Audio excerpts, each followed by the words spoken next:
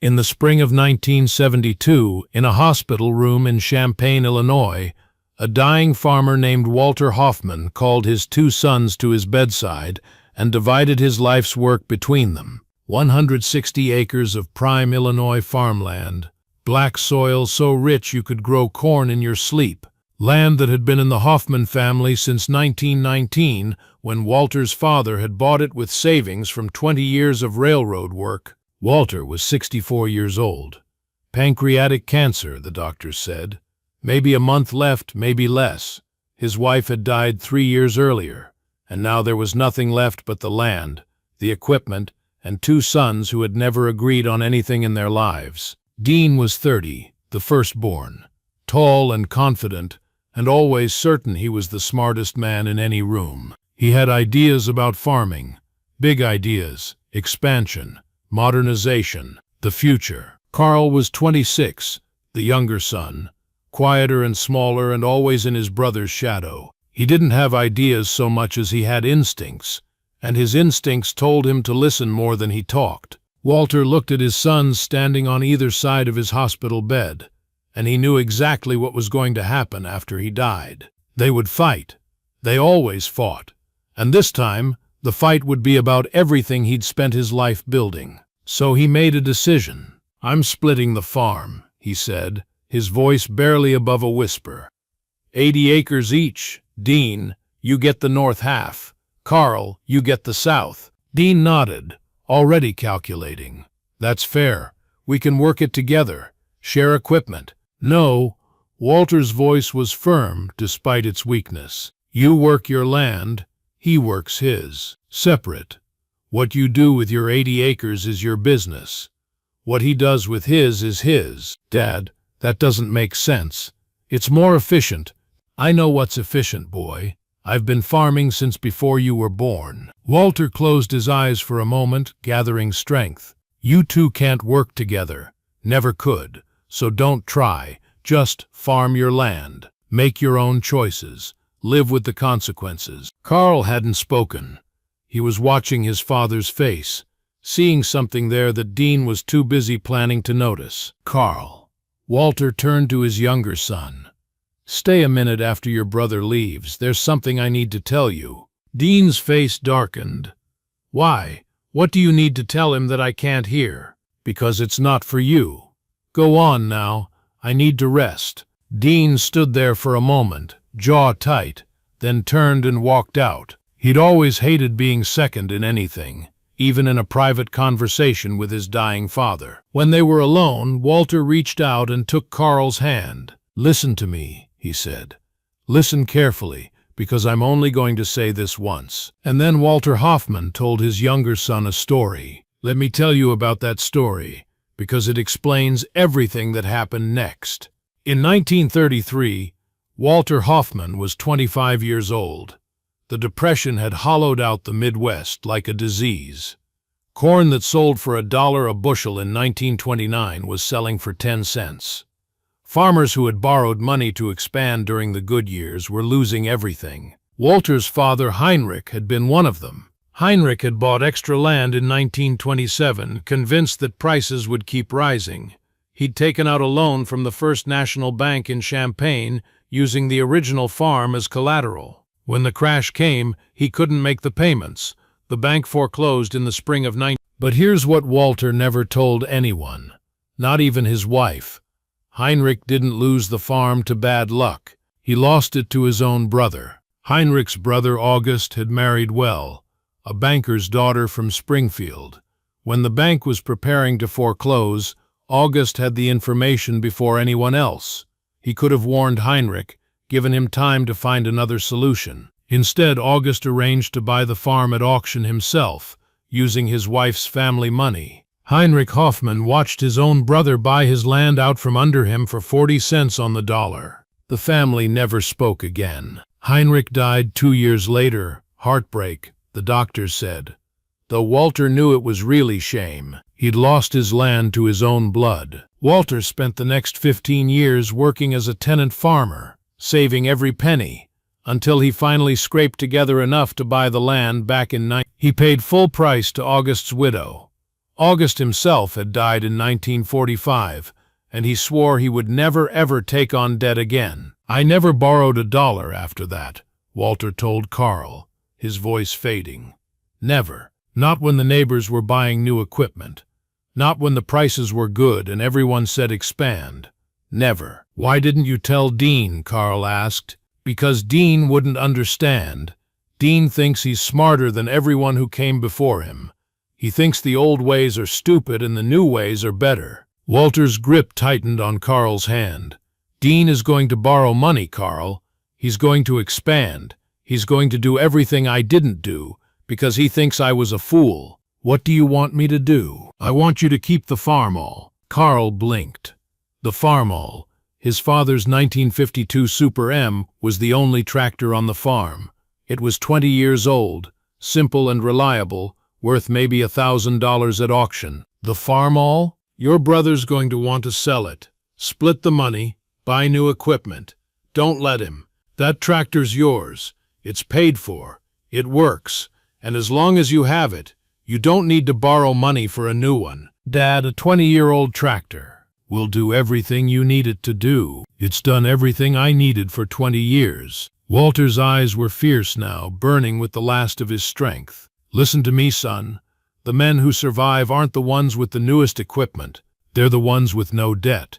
When hard times come, and they always come, the banks take the land from the men who owe them money. The men who owe nothing, they survive." Carl looked at his father, this man who had worked the same land for 40 years, who had never expanded beyond what he could pay for in cash, who had watched his neighbors buy bigger tractors and fancier equipment, and had never once tried to keep up. "I understand," Carl said. Promise me you won't borrow money, no matter what Dean does, no matter how much he laughs at you. Promise me." "I promise." Walter Hoffman smiled, the last real smile his son would ever see on his face. "Good boy," he whispered.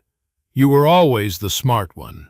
You just never knew it." He died 11 days later, and the war between his sons began. Now let me tell you about the funeral, because that's when the mockery started. Walter Hoffman was buried on a Tuesday morning in April, in the cemetery behind the Methodist church where his parents were buried, where his wife was buried, where generations of Hoffmans had returned to the earth that had sustained them. After the service, after the casseroles and the condolences and the awkward silence of neighbors who didn't know what to say, Dean and Carl stood in the kitchen of the farmhouse and began to divide their inheritance. The land was simple.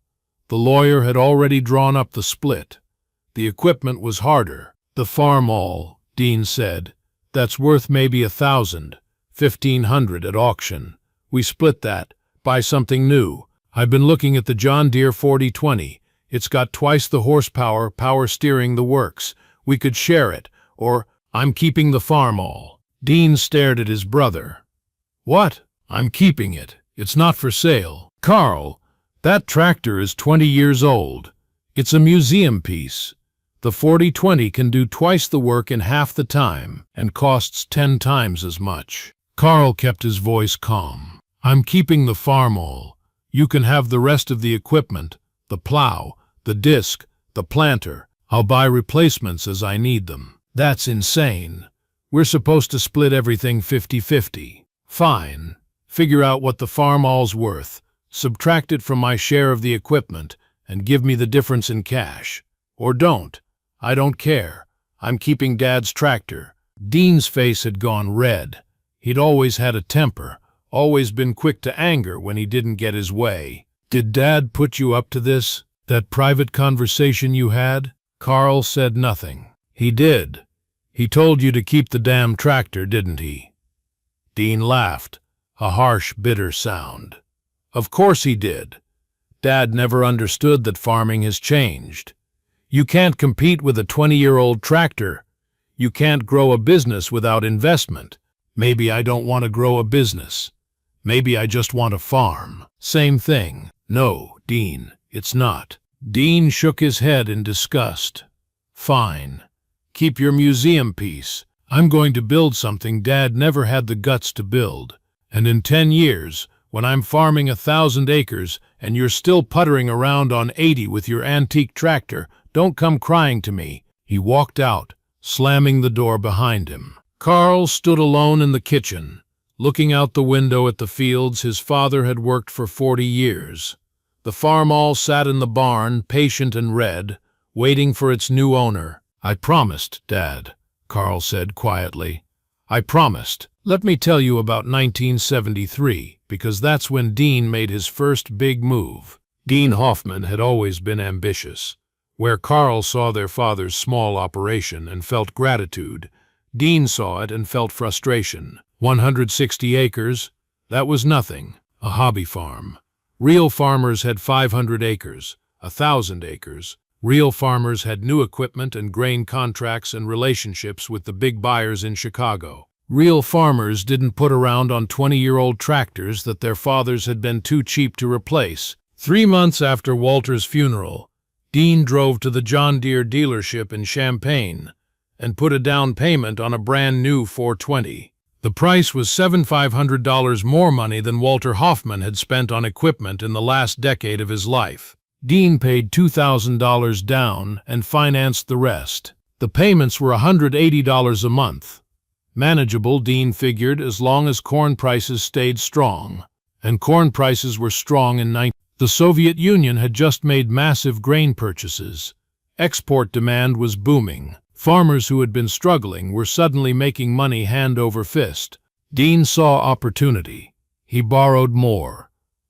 By the end of 1973, he had rented an additional 40 acres from a neighbor. By 1974, he had bought another 80 on credit, using his original land as collateral. By 1975, he was farming 200 acres and planning to expand further. Every time he drove past Carl's farm, every time he saw that faded red Farmall working the fields the same way it had worked them for 20 years, Dean felt a mixture of pity and contempt.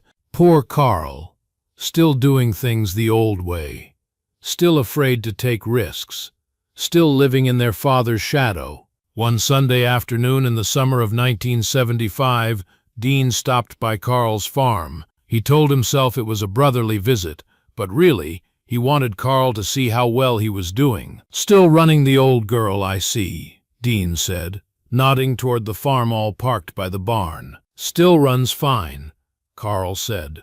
"You know, I could get you a good deal on a 40-20. Friend of mine at the dealership. You'd double your productivity. I'm producing plenty." "Plenty isn't the same as profit, Carl." Dean leaned against his truck, a new Ford, also financed. "I cleared $12,000 last year." $12,000. What did you clear?" Carl was quiet for a moment. "Enough." "Enough," Dean laughed. "That's your problem, little brother. You're satisfied with enough. Me, I want more. I want to build something. Something Dad never had the vision to build. Dad built plenty. Dad was scared. Scared of debt. Scared of risk. Scared of everything. You know what he told me once? He said he'd rather farm 80 acres free and clear than 1,000 acres in debt. Can you imagine? 1,000 acres, and he'd rather have 80. Carl looked at his brother, really looked at him for the first time in months. Dean was wearing new clothes, driving a new truck, talking about numbers and expansion and growth. He looked successful. He sounded successful. But there was something in his eyes, a hunger that never got fed, a restlessness that never settled. Dad knew what he was doing, Carl said quietly. Dad was a coward. And if you want to be like him, that's your choice. But don't come crying to me when you're still farming 80 acres with an antique tractor while I'm running the biggest operation in the county. Dean climbed in his truck and drove away, gravel spraying behind him. Carl watched him go, then turned back to the Farmall. He ran his hand along the hood, feeling the sun-warmed metal, the chips and scratches of 20 years of honest work. "He doesn't understand, Dad," Carl said. "But I do. I promised. I'll keep the promise." Let me pause here and ask you something. Have you ever watched someone you love make a mistake? Not a small mistake, a big one. The kind that takes years to play out, that you can see coming long before it arrives, but that you can't stop because they won't listen. That's what the next 10 years were like for Carl Hoffman. He watched his brother expand. He watched Dean buy more land, more equipment, take on more debt. He watched the new tractors arrive, the new trucks, the new combines. He watched Dean build grain storage and buy irrigation equipment and hire workers, and he watched the debt grow. Carl knew because Dean couldn't stop talking about it. Every family gathering, every chance encounter in town, Dean found a way to mention his numbers. 300 acres, 500 acres, 700 acres, $100,000 in gross revenue, 200,000. What Dean didn't mention, what Carl learned from other sources, from quiet conversations at the feed store, from the worried looks of the bankers at church, was the other side of the ledger. The payments, the interest, the thin line between success and catastrophe. Carl kept his own numbers quiet. 80 acres, the same 80 acres his father had left him. One tractor, the same Farmall, now 30 years old, still running strong. No employees, no debt, no payments. He didn't make as much as Dean, not even close, but everything he made was his. In the spring of 1980, Carl made his last mortgage payment on the farmhouse. His father had carried a small note from when he'd rebuilt the kitchen in 1965. When that final payment cleared, Carl Hoffman owned everything on his farm outright. The land, the house, the equipment, every fence post, every grain of soil. He was 34 years old, and he owed nothing to anyone. That same spring, Dean refinanced his operation. Interest rates were climbing. The prime rate hit 20% that year, and Dean's monthly payments had become crushing. He took out a new loan to pay off old loans, stretching his debt over more years at higher rates. He told himself it was temporary. Prices would come back. They always did. They didn't. Now let me tell you about the crisis, because this is where the story turns. The farm crisis of the 1980s didn't arrive all at once. It crept in like a slow disease, one bad year at a time, each one a little worse than the last. 1980, interest rates spiked. Farmers who had borrowed at 8% were suddenly paying 15%. 1981. Grain prices started falling. The export boom of the 70s was over. 1982, land values began to drop. Farmers who had used land as collateral found themselves underwater, owing more than their farms were worth. The first foreclosures. Neighbors who had been farming for generations suddenly gone. Equipment auctions every weekend, for sale signs on every county road. 1984. It got worse. It got worse still. Dean Hoffman held on longer than most. He was smart, hard-working, and he had started from a strong position. Good land, good equipment, a good reputation. But smart and hard-working don't matter when you owe more than you can pay. By the spring of 1985, Dean was 6 months behind on his loans. The bank had sent letters, then warnings. Then a man in a suit who sat in Dean's kitchen and explained, in calm professional language, that the time for negotiation was over. Foreclosure proceedings would begin in 30 days. Dean sat in that kitchen, the kitchen of a farmhouse he'd bought in 1978, the centerpiece of his empire, and tried to understand how it had all gone wrong. He'd done everything right. He'd expanded when prices were high. He'd invested in equipment that made him more efficient. He'd worked harder than anyone he knew, 18-hour days during planting and harvest, 7 days a week for months at a time. And none of it mattered. The prices were wrong. The interest rates were wrong. The whole system was wrong. But the debt was real. And the bank wanted its money.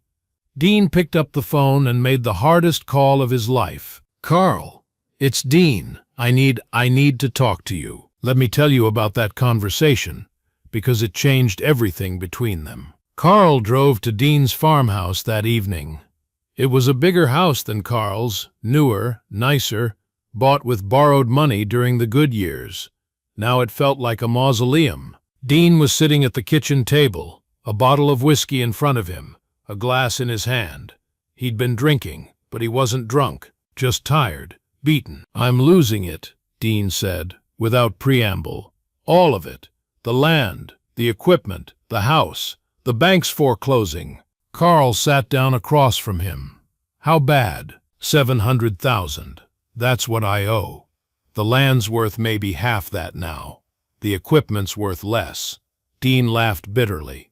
Remember when I told you I was going to build an empire? Some empire. All I built was a house of cards. What are you going to do? What can I do? File bankruptcy, I guess. Try to save something. But Dean took a drink, his hand shaking slightly. There's not going to be anything left, Carl. 20 years of work. Dad's land. The North 80 he left me. It's all going to auction. Carl was quiet for a long moment. He was thinking about his father's story, about Heinrich and August, about brothers and betrayal, about land lost and land regained. When's the auction? He asked. June. They're taking everything. House, land, equipment, all of it. Dean looked up at his brother, and there was something in his eyes Carl had never seen before. Fear, real fear. Carl, I need to ask you something, and I know I don't have any right to ask.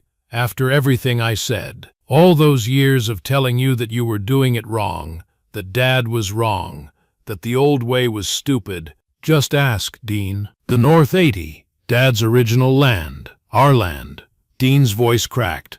I can't stand the thought of it going to strangers. Some corporation from Chicago, or some speculator who doesn't give a damn about what it means.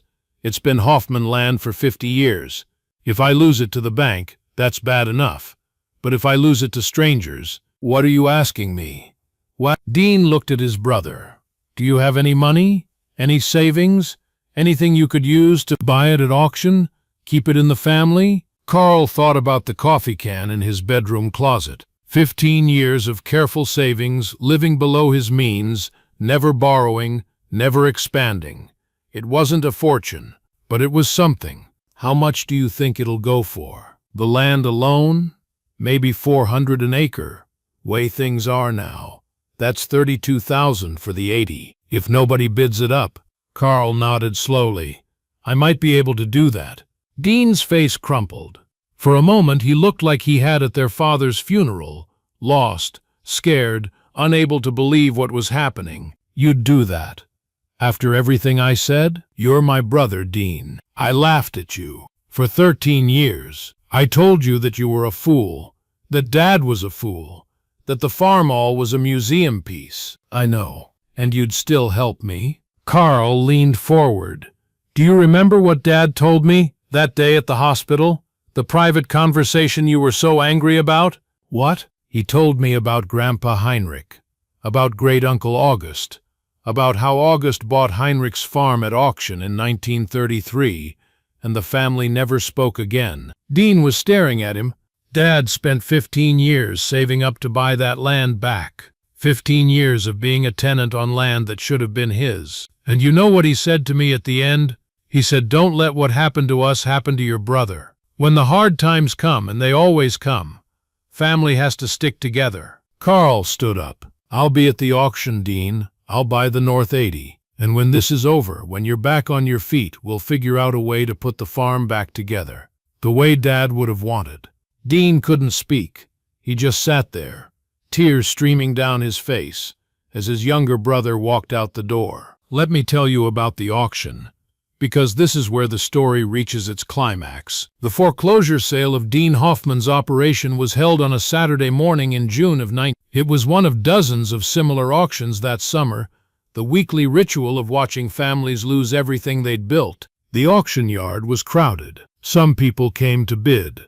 Speculators looking for cheap land.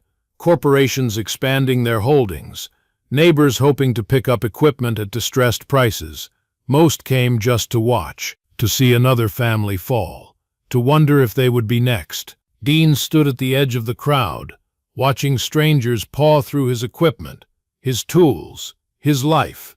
He'd lost everything except the clothes on his back and an old pickup truck that wasn't worth repossessing. Carl stood with him. He'd driven over that morning in his own truck, a 1975 Ford that he'd paid cash for 8 years ago. It wasn't pretty, but it was his. "You don't have to watch this," Carl said. "Yeah, I do." Dean's voice was hollow. "I need to see it. I need to remember what happens when you think you're smarter than everyone else." The equipment went first. The John Deere 420 that Dean had been so proud of, 13 years old now, worn but still valuable, sold for $4,200, a fraction of what he'd paid. The combine, the trucks, the implements, all of it gone within 2 hours. Then came the land. "All right, folks," the auctioneer called out. "We're moving on to the real estate. First parcel is 80 acres in Section 12, Township 18, the northern parcel of the original Hoffman farm. Prime farmland, black soil, currently in corn. Let's start the bidding at $300 an acre." A speculator from Chicago raised his paddle. "300. $350. Someone else called. $400. Carl raised his hand. $450. Heads turned. The crowd knew Carl, knew he was the brother who had kept his father's ways, who had never expanded, who was still farming 80 acres with a 30-year-old Farmall. What was he doing bidding on land? The speculator looked at Carl, then at his partners. They consulted briefly. 500. Carl's heart was pounding. 500 an acre was $40,000 more than he had. His entire savings was $38,000, scraped together over 15 years of careful living. He looked at Dean. Dean's face was gray, hopeless. Carl thought about his father, about Heinrich losing his land to his own brother, about Walter spending 15 years trying to get it back, about the promise he'd made in that hospital room. $550, Carl said. The speculator frowned. $44,000 for 80 acres of farmland in the middle of a farm crisis? It wasn't a bad price, but it wasn't a steal either. There were plenty of other farms going under. Going once at $550, the auctioneer said. Going twice. Carl held his breath. Sold, to the gentleman in the work jacket. That's 80 acres at $550 per acre. Total of $44,000. Carl's knees went weak. He didn't have 44,000. He had 38. But then a hand landed on his shoulder. I've got the other 6, a voice said. Carl turned. It was Harold Bennett, the farmer who owned the land south of his. Harold was 60 years old, weather-beaten, and he'd been farming the same 300 acres since Harold, I can't. You can pay me back when you can. Harold's voice was gruff, but his eyes were kind. Your daddy helped me out in '68, when the floods took half my corn. Never asked for anything but a handshake. I figure this makes us even. Carl shook his hand, unable to speak. Behind him, Dean was weeping. The auction continued. The rest of Dean's land, the acres he'd bought and borrowed against, went to the speculator and other bidders. The farmhouse that Dean had been so proud of sold for less than he owed on the mortgage. By noon, it was over. Dean Hoffman had lost everything. Everything except the North 80, the original land, the Hoffman land. His brother had saved it. Let me tell you about what happened after, because the story doesn't end with an auction. Dean Hoffman was 43 years old, bankrupt and homeless. He had no land, no equipment, no money, and no prospects. The life he'd built, the empire he'd bragged about for 13 years, was gone. Carl took him in. It wasn't easy. The farmhouse on Carl's 80 acres was small. 2 bedrooms, 1 bathroom, barely enough room for Carl alone. With Dean there, it was cramped and awkward and full of tension. The first few months were hard. Dean was depressed, drinking too much, unable to see a way forward. He'd spent his whole adult life building something, and now there was nothing left to build. But slowly, something changed. Carl put Dean to work. Not as a farmhand, that would have been too humiliating, but as a partner. Equal shares, equal labor, equal say. The North 80 that Carl had bought at auction was now farmed alongside the South 80, and Dean's knowledge and experience were genuinely valuable. Dean had made mistakes, but he wasn't stupid. He knew how to work hard. He knew how to manage a planting schedule, and maintain equipment and negotiate with buyers. He'd just forgotten or never learned how to do it without debt. Carl taught him. They worked the combined 160 acres together, using the 1952 Farmall Super M that Dean had once called a museum piece. It was 33 years old now, older than Dean himself, but it still ran. It still pulled the plow, still powered the equipment, still did everything a tractor needed to do. One evening in the fall of 1986, after a long day of harvest, Dean and Carl sat on the porch of the farmhouse, drinking beer and watching the sunset over the fields. "I was wrong," Dean said. Carl didn't answer. He just waited. About everything. About Dad. About the Farmall. About you. About all of it. Dean took a long drink. "I thought I was smarter than everyone. I thought the old ways were stupid and the new ways were better. I thought debt was just a tool, like a plow or a tractor, something you used to get what you wanted. And now I know that debt is a trap. It looks like freedom, more land, more equipment, more possibilities, but it's not. It's a chain, and the longer you wear it, the heavier it gets." Dean looked at his brother. "Dad tried to tell me. You tried to tell me. I wouldn't listen. You're listening now. I didn't have a choice." Dean laughed ruefully. "When you lose everything, you start to wonder if maybe you had it wrong all along." They sat in silence for a while, watching the light fade over the fields, the same fields their father had worked, the same fields their grandfather had lost, and their father had reclaimed. "Carl?" "Yeah? Thank you for saving the land, for taking me in, for—" Dean's voice caught, "for not giving up on me." Carl reached over and put a hand on his brother's shoulder. "You're my brother," he said. "That's what brothers do. Let me tell you about the years that followed, because that's where the real resolution lives." Dean never rebuilt his empire. He never wanted to. The hunger that had driven him, the need to be bigger, better, more successful than everyone around him, had burned out in the fire of bankruptcy. Instead, he found something else, something quieter, something more like peace. He and Carl worked the 160 acres together for the next 20 years. They never expanded beyond what they could pay for in cash. They never borrowed money.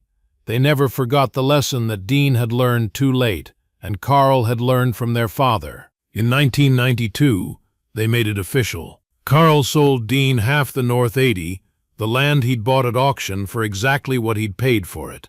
No interest, no profit, just a fair exchange that put the family farm back together the way it was always meant to be.